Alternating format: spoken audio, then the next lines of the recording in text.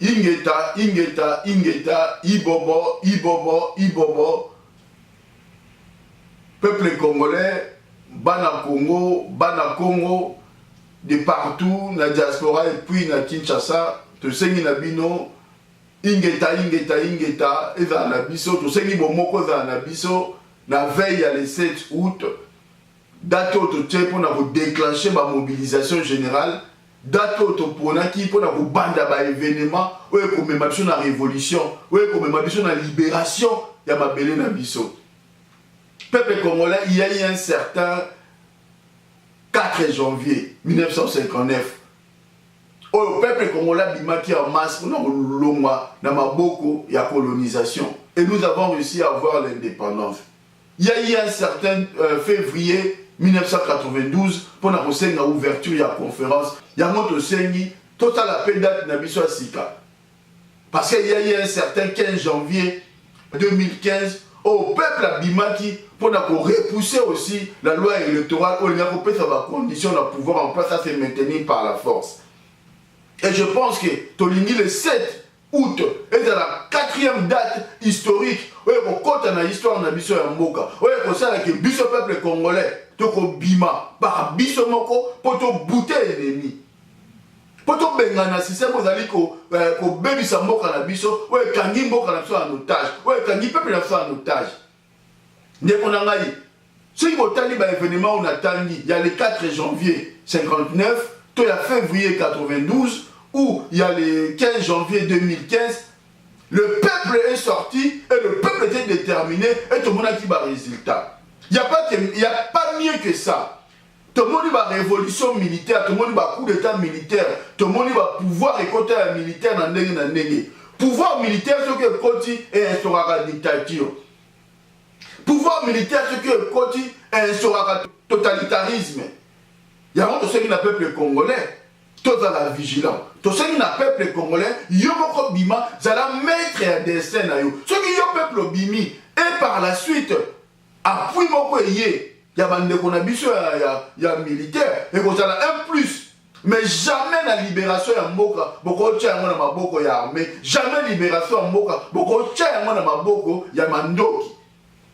Il y a nous prêchons le soulèvement populaire. Si tu prêches la révolution populaire, le soulèvement populaire, conformément à l'esprit et à la lettre et l'article 64 de la Constitution de Bisso, c'est parce que tu as dit que pouvoir il y a peuple, arme il y a peuple, et l'équipe arme n'y a pas de mais pouvoir on peut passer dans mon boko. Et je remarquerai bien que le pouvoir basé à mon mandoki. La preuve, les gens qui gouvernent aujourd'hui le Congo gouvernent par défi, gouvernent parce qu'ils sont accédés au pouvoir par les armes. Peuple congolais, vigilance et zala. Peuple congolais, moment ya koyeba bizaleli ya mutu moko moko ekoki. Moment ya koyeba nani azali pona peuple et nani azali pona ennemi ekoki. Nous avons suivi le discours et les rassemblements. Le rassemblement n'est pas avec nous. Le rassemblement est dans une démarche de démobilisation du peuple. Nous avons prévu des actions le 7 août. Des actions qui vont pousser le peuple à renverser le pouvoir, à chasser le pouvoir de l'occupation et à défendre la terre de nos ancêtres. Mais nous avons vu le rassemblement organisé 2 jours successifs, le 8 et le 9, pour nous démobiliser, pour empêcher le peuple à renverser ou à déstabiliser le pouvoir de l'occupation. Yamoto Lobiboy. Nous, les résistants, combattants, résistants, patriotes, avons décidé d'annuler les 2 jours organisés par les rassemblements qui, pour nous, n'avaient pas de sens, qui, pour nous, avaient une démarche de déstabilisation des actions prévues le 7, avaient pour but de démobiliser le peuple congolais. Donc, raison pour laquelle les combattants résistants et patriotes ont décidé d'annuler la ville morte organisée par les rassemblements. On a annulé la ville morte organisée par les rassemblements. Biso ba combattants résistants patriotes ont annulé l'événement le 8 et le 9 il y a rassemblement. Et ali pour accompagner Kabila. Et ali pour le maintien à Kabila. Et ali pour la déstabilisation, il y a une action autour de Sala. Et ali pour l'intérêt à Congoté. Ba leader ya rassemblement ba yebi que ba ville morte na bango et qu'on produit rien et qu'on benga na Kabila té mais qu'on maintenir Kabila na pouvoir. La preuve, ils ont programmé ma journée pacifique dans bango parce qu'ils calendrier jusqu'au 30 date victoire dans bango parce qu'ils calendrier électoral. Ils ont soutenu les actions du 31 juillet à Loucha. Baba qui ça action pacifique, ils vont soutenir les actions pacifiques. Mais pourquoi? Parce que la ville morte dans Bango qui est le 1er dans le 2 août. Pourquoi le 8 dans le 9? Le lendemain, il y a un jour où il y a un événement dans Bisso. Et ça pour déstabiliser Bisso. Parce que les rassemblements travaillent pour l'occupation. Parce que les rassemblements travaillent pour le maintien de l'occupation en RDC. Le mouvement citoyen, il y a un tel satellite, il y a rassemblement. Il y a un leader, il y a rassemblement. Dans le Congo, il n'y a pas un mouvement citoyen responsable aujourd'hui. Il en avait dans le temps. Mais ces jeunes qui ont pris l'initiative louable, ça est abouti par les acteurs politiques. Il y a un biso au niveau de la diaspora, biso va combattant résistant patriote au lobby boyé. Congolais moko a sout na sima ya politicien té. Congolais moko a sout na sima ya ma plateforme té. Congolais a ko bima pe a ko landa mot d'ordre oyo peuple ko pesa, mot d'ordre oyo ko zala pona ko bengana Kabila na système na ye. Peuple congolais a ko zala na sima ya mot d'ordre oyo ko zala pona ko bengana occupation. Message monsieur peuple ko landa ezate. L'élection au Congo est pour apporter victoire à peuple té. L'élection surtout organisée par l'occupation et pour la profit à l'occupation pour le peuple congolais té. Nous avons eu deux grands puissants, en l'occurrence Jean-Pierre Mbemba Etienne Tshisekedi. Bakenda qui a démarche à l'élection, Basuka qui n'a nzela. Et servir sur des leçons. Il y a eu des coups d'état militaires, il y a eu des prises de pouvoir par les armes. Instaurer le totalitarisme dans le Congo.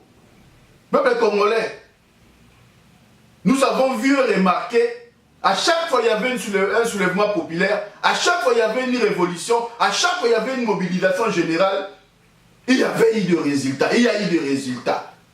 Et l'histoire, il faut rappeler l'Arabiso et enseigner l'Arabiso. Il y a moi, tout ce qui n'a peuple congolais, le 7 août, et à l'époque, on a défendre ma bélé. Et à l'époque, on a défendre la liberté. Biso diaspora te reçoit la manifestation munene na Bruxelles. Les 5, parce qu'il va de soi de l'intérêt supérieur, il va de soi dans Biso diaspora to lancer un appel général. Il y a moi te reçoit la Biso surtout en rouge. Il y a moi te reçoit la Biso tout en rouge pour la kolakisa pouvoir na Biso. Pour la kolakisa ma belle bakoko. Ndenge bakoko bazali na biso pe ndenge bakozala na biso soki okolata tenue militaire zala na brassard ou zala na eloko moko oyo ekosymboliser couleur ya rouge oyo elobi trop couleur ya rouge eyali makila bakongolais oyo bakufi plus de 12 millions de morts na Congo. Couleur ya rouge eyali pouvoir, couleur ya rouge eyali déclaration de guerre parce que nous sommes en guerre. Toki bazali koloba torobimate po Kabila rocha état de siège. Comment ça a un état de siège depuis quand? Comment depuis un moment ils sont militarisés? Comment depuis un moment ils allaient dirigés par des forces militaires? Et Ron n'a pas se maintenir le pouvoir. Tout à pouvoir économique dans le Congo, tout à pouvoir social.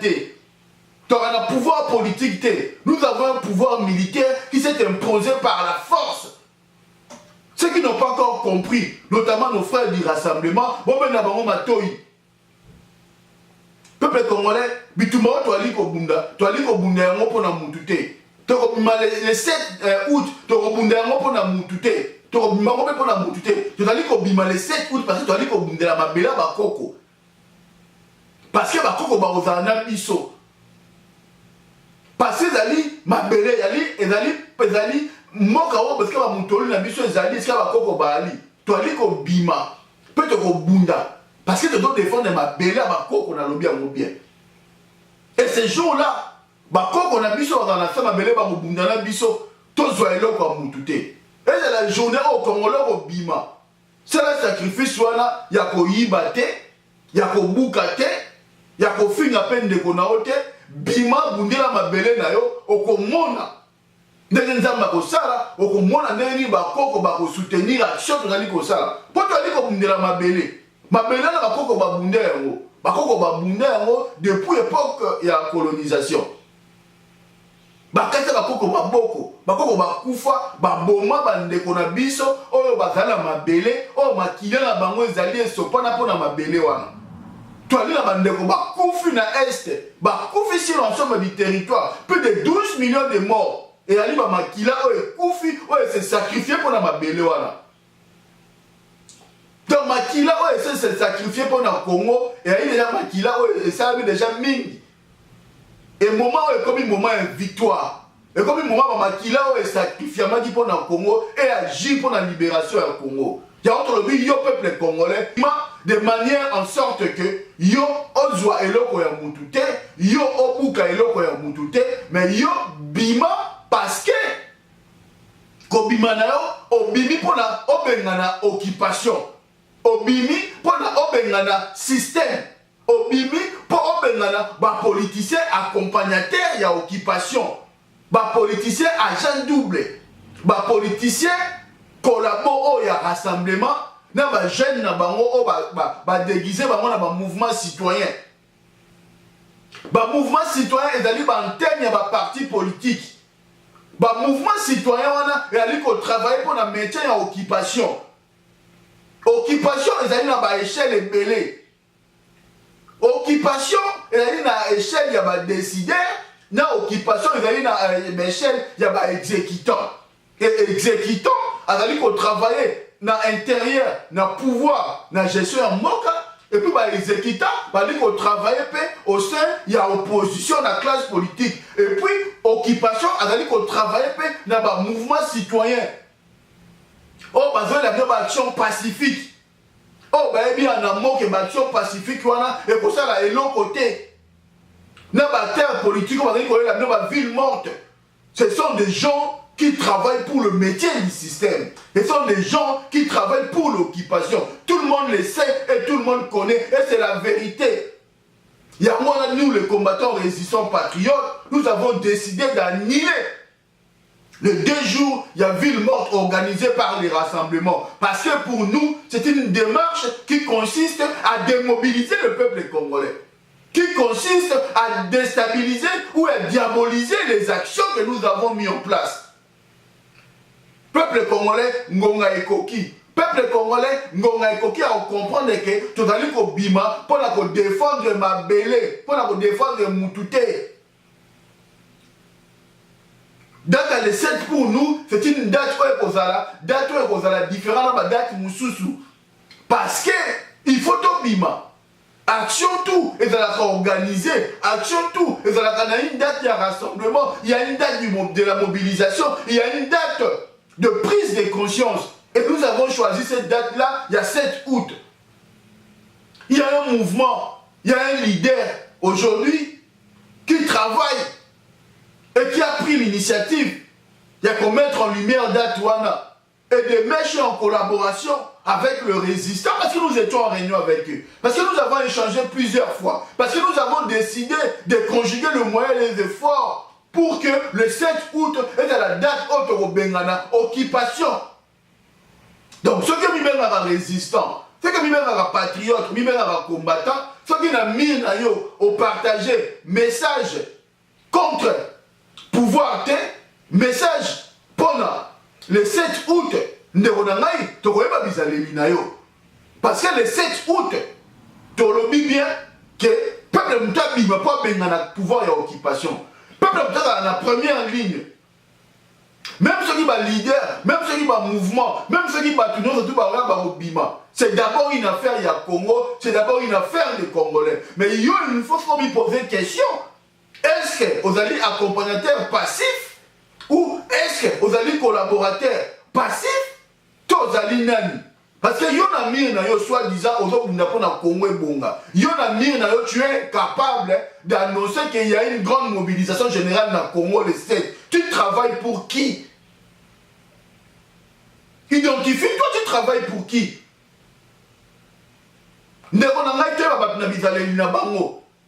Toi, les Congolais, comment on a bizaleli na ye. Toi qui ont bundaka réellement pour la passe à Congo. Ceux qui ont bundaka réellement pour Congo qui est liboso. On a un comportement digne. On a une preuve de patriotisme le 7 août, on a le jeudi, qui sont comme on a week-end, on a annoncé qu'il y a une mobilisation. Batou on va aller comme un leader, il y a un mouvement citoyen, ou un leader politique, ou un leader il y a résistance, ou un leader il y a patriote. Bon, tu as un mir na bango. Tu as un bizaleli na ye. Tu as un bizaleli na bango. Ceux qui ont fait la vidéo pour annoncer, partager une vidéo on est quoi ça, il y a mobilisation. Partager les éléments où on peut s'appeler l'information pour abîmer les 7. Parce qu'il n'y a pas une arme où elle est plus grande que le peuple congolais. Le peuple congolais, c'est une mobilisation générale. C'est un peuple congolais pour bangater. C'est un peuple congolais, tout ça, il y a politicien. Mais tout ça, il y a idéologie. Autopécie, il y a Kabila dégage. Autopécie, il y a occupation dégage. Tu as dit contre le peuple rwandais. Mais tu as dit contre le système, il y a occupation tout en République démocratique du Congo. Tu as dit qu'on combattre. Et tu as dit qu'au Congo, nous n'avons pas d'ethnie touti, nous n'avons pas de tribus touti, pour imposer leadership dans la tête de Yambo Canabiso au service du mal. Si tu as dit qu'on combattre Groupiski Luana, il y a tout Rwandais, c'est parce que Bazui Mokana sont en otage et ils sont au service du mal. Et Michel Amango Zali va déstabiliser le Congo. Michel Amango Zali va détruire le Congo. Ils ont une mission de détruire la République démocratique du Congo. Ils ont une mission de détruire le Congo, de détruire le tissu économique du Congo. Et à lui, combat et à résistance. Autre que ça, les 7 dans le Congo et à lui, combat et à résistance. Biso le peuple congolais, le 5 dans le niveau de la diaspora dans la Belgique. Pour que nous signal, et nous sommes ensemble. Peuple congolais, le rassemblement est une plateforme accompagnatrice du pouvoir. Le rassemblement est une plateforme collaboratrice du pouvoir. Elle a pour mission d'accompagner le système.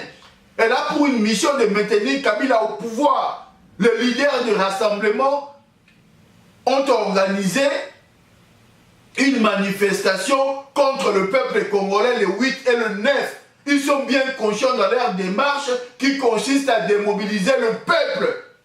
Kovo Ingila est un collabo.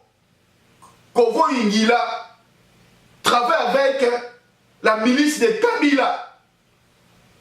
Kovo Ingila Ali collabo Mounene accompagnateur il y a pouvoir. Na Congo tu as la police. Congolais, tu as vu que police, na armée, na biso, ba milice, il y a occupation. On vertit à quoi Ingila, Kovo Ingila, aussi la vidéo, on voit le peuple congolais, ce qu'on montre dans la bande, il y a rouge dans Moutou, on me maille, na police nini, na milice à Kabila. Et après, il y a opposant. Après, il y a défendre le peuple. Le peuple a chargé dans Moutou, moko na moment, nango erokoka. Tu fais le peuple congolais pour moi entre biso pour défendre la patrie. Il faut faire la choix. Soit tu es avec le peuple, tu résistes avec nous, soit tu es avec les rassemblements dans la collaboration avec les systèmes. Il n'y a pas 3 solutions, il n'y a que 2. Soit tu résistes avec les combattants résistants et patriotes, soit tu collabores et tu accompagnes le régime en place avec les rassemblements. Peuple congolais, ça a choix na yo. Et tu sais que le peuple congolais, tu bima. Nécessairement en janvier 2015. Peuple congolais. Kobanga elo côté, koiba elo kwa mutute, kobuka elo kwa mutute, bima pour la mabele. Au Congo, nous avons plus de 10 millions de Congolais à Kinshasa. Rien que na Kinshasa, tu as le pouvoir.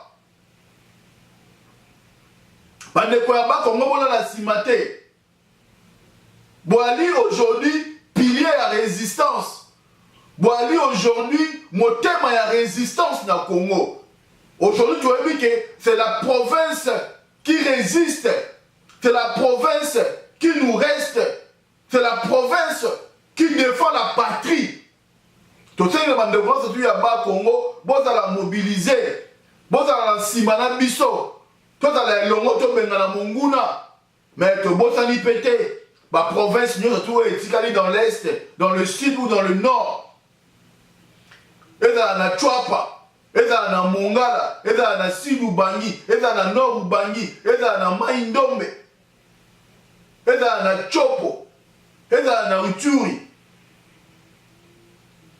Et dans la Katanga, et dans le Grand Kivu, dans le Grand Kassai, et dans la Kwilu, dans la Kwango, to sengi ba Congolais, nyonso sika bozali. Partir sur tout le territoire ya Congo sika bozali. Bo bima bo se mobiliser to bengana système ya occupation. Comment la mission ali contre l'occupation? Comment la mission ali pour la construire sa passe na misère na biso, il faut to bengana pouvoir en place. Il n'y a pas d'autre réponse, il n'y a pas d'autre solution. Et là, on se reçoit dans les Athènes de Runanga. Parce qu'il y a aussi dans l'élection, ceux qui tuent l'homme, il y a des opposants, il y a un rassemblement, des conseillers qui ne sont enrôlés. Et ça, on a intérêt à binoter. Peuple congolais, et ça, on a intérêt à binoter. L'élection est seulement en 2011, et seulement en 2006, parce qu'il y a un gars silaté. Coup d'état militaire et c'est en 2001, et c'est en 1997, et c'est en 2016, après le 19 décembre. Parce qu'il y a une incilité. Ce qu'on t'a dit bien, à chaque fois, il y a une solution à un problème. Au Bima qui en janvier 59, au Bengana qui système, il y a colonisation. Au Bima qui en février 92, il a réclamé conférence. Au Maki en janvier 2015, na Kinshasa, pour bloquer la loi électorale. Il y a un monde qui à chaque fois il y a un résultat. Il y a un monde qui a sur le 7 août pour benga le système. Parce que le système est la base de la souffrance. Les leaders politiques ont un rassemblement, ils travaillent pour maintenir le système. Les gens doubles, les collaborateurs, les collaborateurs. Bata pour bakanga nous en otage, pour bala ka nous bapongia ba bébé. Peuple congolais, makila congolais etangami mingi. Na est, na Congo mobimba, na ba Congo, province ni makila Congo etangité. Plus de 12 millions de morts bakufi pour la babele wana. Et ali signe la libération de biso. Il y a la main rouge, c'est moi la rouge, il faut l'accepter que j'allais ko benga résistance. Et la main rouge est dans l'irrésistance. Bandi rouge dans l'irrésistance. Résister, peuple congolais. Tobimato résister. Symbole la rouge, au moment sur la ligne et à symbole il y a résistance.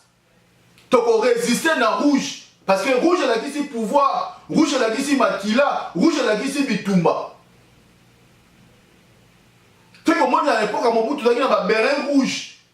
Tu as dit bérin rouge à bimi.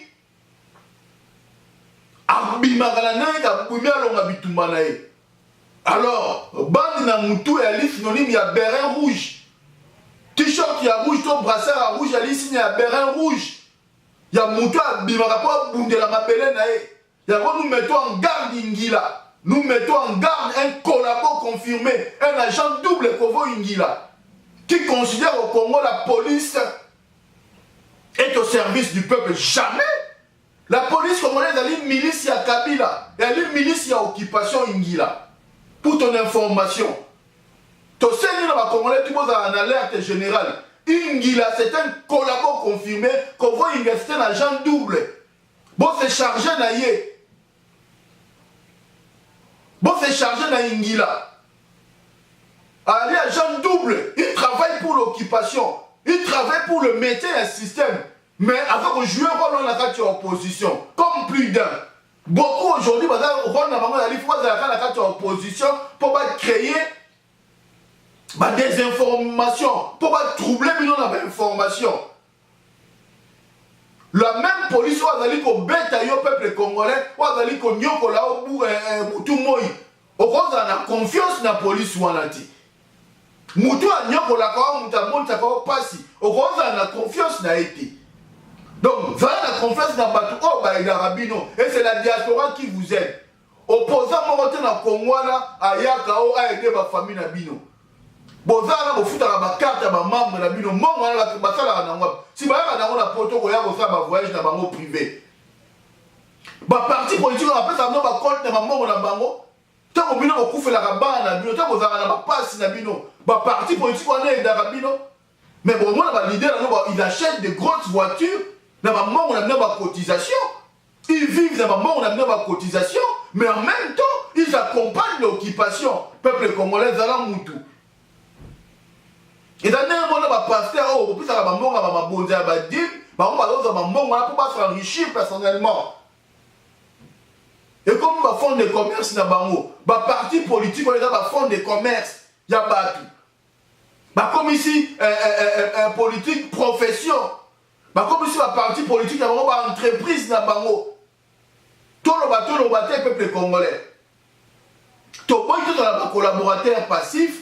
Tu as un accompagnateur passif. Peuple congolais, il faut pona. Soit opposer résistance, on résiste. Soit opposer accompagnateur, il y a occupation, les rassemblements qui travaillent avec le pouvoir. Mais oui, si on oppose les rassemblements, dans l'accompagnateur, il y a occupation. Pas sinon, il faut aussi la rater, on continuera à coller là. Et on continuera toujours à souffrir. Si tu veux résister, rejoins Misso. Il n'y a que deux forces dans le Congo aujourd'hui. Il y a les combattants résistants patriotes. Oh, bah, ça y a un mouvement. Il y a BDM, il y a un mouvement dans Semi. Oh, tu as un objectif, il y a qu'organiser soulèvement populaire. Tu as un objectif, il y a qu'à dialoguer dans le pouvoir, il y a qu'à négocier dans le pouvoir. Tu as un objectif, il y a qu'à faire un peuple Bima. Et puis chacun là où il est a contribué à sa hauteur pour le pouvoir et l'occupation. Ce qui doit partager le discours à mon Semi, c'est par rapport à un message et par rapport aux lignes autres, il y a des régions de Yabiso, il y a une occupation. Et ça, les gens qui sont soutenus de Konangaï.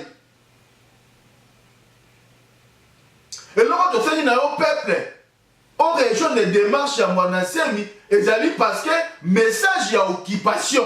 Il y a une occupation. Et dans le message, je me fous, au moins la fin de la repère, il y a un message, il y a une occupation. Il y a une Kabila, et l'action entre Banengo, à partir, il y a le 7 août dans le Congo Mobima. Et il y a Kinshasa, et il y a Bakongo, et il y a ensemble du territoire national. Donc tout ça à la part des choses, et ça, adhésion à un parti politique, et ça, adhésion à une plateforme culturelle, et ça, adhésion à l'idéologie à Moutouté, mais ils ont adhésion à la logique, il y a combat à l'élo. Logique à combat à l'élo, tu as deux combats. Logique à combat à l'élo, il faut résister. Et tu peux résister par des moyens musclés. Tu peux résister par des moyens et vous allez réellement avérer pour la dans un système. Tout ça est pacifiquement parce que lui, ils ne sont pas pacifiques, ils sont violents. Un violent, parce que ça rien de violence. Alors, c'est un violent. Et nous avons une arme. Ils sont plus puissants. Ils ont peuple congolais. Et nous sommes plus de 100 millions. Il y a armée, il n'y a même pas dans 600 000 personnes. Donc, ceux qui sont Congolais, nous avons 1000 Congolais pour la policier, pour la militaire, non, peu de temps, en 2 heures, 3 heures, le régime est long. Donc, vidéo, on a un peu moins moulaï, mais on a la bonne pour que le message passe. Nous combattons les rassemblements, nous combattons Tilo Mokatou mieux qu'on sort parce qu'ils sont accompagnateurs du système, parce qu'ils sont agents doubles, parce qu'ils sont des collabos. Parce qu'ils sont comptables de la misère du peuple congolais. Parce qu'ils savent quelque chose dans le métier du système Yakabila. Parce qu'ils sont liés par les accords du 31 décembre. Et tant que tu combattras Bango, tu combattras Bango parce qu'ils sont 2 fois plus dangereux que les ennemis identifiés. Parce que nos ennemis, tu as mis Bango. Ceux qui ont combattu les artistes parce qu'ils sont agents doubles.